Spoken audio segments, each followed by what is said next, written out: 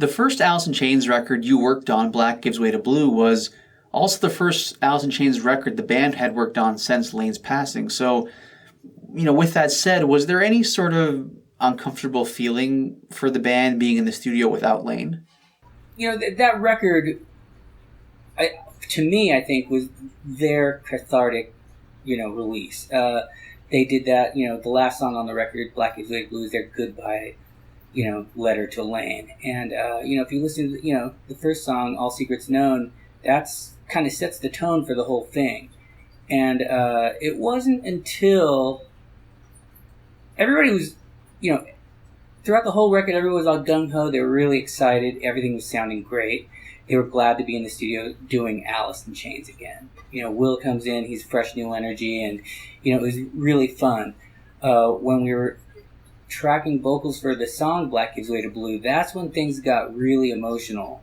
And, everybody had to kind of take a break and let things settle for a second, just thinking about it that day. It was really, everybody felt Layne on that song, particularly tracking it. And I can imagine for William, that was his first go with Alice in Chains. Do you know, it must have been big shoes for him to fill. How did he feel personally, do you know?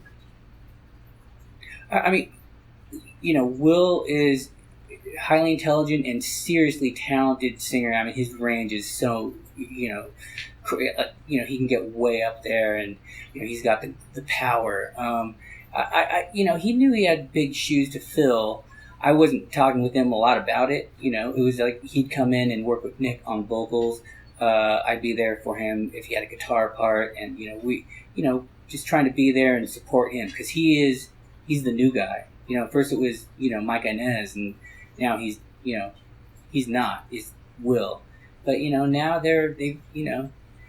he's still there, and he's still doing a great job. When I watch those guys live, it's pretty impressive.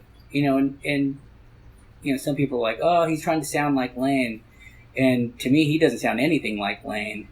It's like the polar opposite. He's got like a bright, almost wiry voice, and he's a tall dude, and but he's got the power. I did see him once with Will, and I loved his voice personally, and I've always thought Jerry's voice sounds closer to Layne's than Will's personally, in my opinion. Well, I think what you're hearing Jerry's voice on the old records under Layne, and that never went away. So actually, yeah, you're right. You're hearing Jerry come through just more. He's stepping forward a little bit, and he's becoming a better singer. That first record, he was actually all the way up until Black Gives Way to Blue, he was a serious smoker. Like, I'd get to the studio, we'd work, and he's got an ashtray right next to me, and he's just blowing smoke right into the back of my head, like all day long. And I'd have to, when I get home, take a shower before I went to bed, because I smell like an ashtray. Devil Put Dinosaurs here, he switched over to the patch and like really cut back, and he could tell in his voice it was getting better, and he had more control. So he likes that. A lot of people often, when it comes to grunge, Kurt Cobain is the one that they always remember, and rightfully so. He was the biggest one, but Layne was also very influential. Did Layne influence you at all personally? Like, did he touch you in any way? Well, I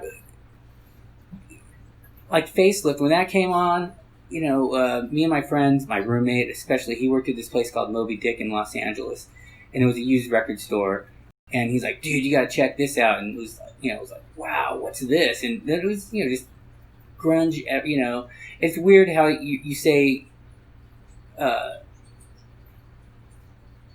lumping Alice in Chains into with the grunge thing, even though they are, they kind of get left out for some reason. Like, it's most like, it's like Nirvana and Soundgarden, but they were like one of the first ones that actually got signed and were out there. That was like my background of, my early 20s. It's like, of course, and like, drop D tuning, and, well, they do E flat, but it's, just big, heavy riffs. Yeah, I think possibly one of the reasons they get left out sometimes is I think that Alice in Chains is the heaviest of all the grunge bands, quote unquote. So For some people, they might just consider it like alternate metal or something. You know what I mean? Exactly. Yeah. Yeah. Because they're not jangly and they're not messy like that. They're, the riffs are the riffs. They don't get, they don't stray too far. Yeah, they're very riff oriented. But Layne had, like, his voice was so commanding, and like you just soared over the top of all of that, and it was such a cool thing to hear. Instead of like the hair metal scene, back then I lived in Hollywood, which was just running rampant, and they kind of put the stake in that. Alice in Chains, from what I understand, didn't they dabble in that way back at the very beginning? This is funny. So during Rainier Fog, Jerry and a good friend of his, Chris DeGarmo, and took me and Nick out to go have, shabu shabu, I think is what they call it when you boil the meat in the bowl. And but they were talking the whole time, and Nick and I were kind of like blown away, how those two guys, you know who Chris DeGarmo is? Yeah. From Queensryche. Yeah. And so those two were talking about the scene they were in Seattle, like the music scene, when they were both coming up and before Jerry found Layne. And it was, I wish I had recorded that because it was pretty awesome. If you get Chris DeGarmo on the phone, he'll tell you all about it. But how he got Jeff Tate into the band.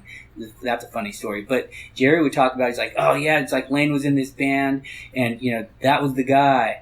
And, Jerry would he was couch surfing, I guess, until, he got, all of a sudden he, bumped into Layne and they hit it off and they, end up in a rehearsal studio together. And, I think Sean and Layne were in the band together and somehow then Jerry got himself in there. But it was a wild, fun story. Yeah, I've heard that that the couch surfing thing is kind of how they got into touch.